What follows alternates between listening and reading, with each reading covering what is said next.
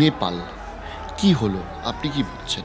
লোকে বলছে জেন জি করেছে। এক্স্যাক্টলি, জেন জির আন্দোলন বলছে। জেন জির আন্দোলন, জেন জি তো আন্দোলন করেছে, কোনো সন্দেহ নেই, কারণ ছাত্র শক্তি অনেক জায়গাতেই পৃথিবীতে আন্দোলন করেছে, আমাদের দেশেও অনেক জায়গায় করেছে, আপনি নিজেও ছাত্র লিডার ছিলেন। কিন্তু জেন জির যে কিছু জিনিস আমি দেখছি, যেটা দেখে আমার মনে হচ্ছে হ্যাঁ জেন জি করেছে, তার সাথে কিছু মদতও আছে। হ্যাঁ, মানে এত অর্গানাইজড, মানে কিছু নির্দিষ্ট জিনিসকে ধ্বংস করা হলো। যেমন ধরুন হিলটন হোটেল, আপনি যদি দেখেন আশেপাশের বাড়ি একটাতে আগুন লাগে, হ্যাঁ, খালি ওই হোটেলটাই লেগেছে এবং খুব নিখুঁতভাবে করা হয়েছে। একটি পার্টিকুলার চেন আছে, শপিং চেন, ভাতেনি বলে, এটা হচ্ছে একটা ডিপার্টমেন্টাল স্টোর চেন। এর 27টার মধ্যে 21টাকে জ্বালিয়ে দেওয়া হয়েছে। কোর্টের ডকুমেন্ট পুরো, জেল ভাঙানো হয়েছে, জেল ভাঙে 15,000 কয়েদি ভারত অভিমুখে যাত্রা করেছে, তার মধ্যে 1000 ধরাও পড়েছে। সবকিছু কি স্টুডেন্ট আনরেস্ট? আমার মনে হয় না। জেনজিকে আমরা একটু বেশি ক্ষমতা দিয়ে ফেলছি।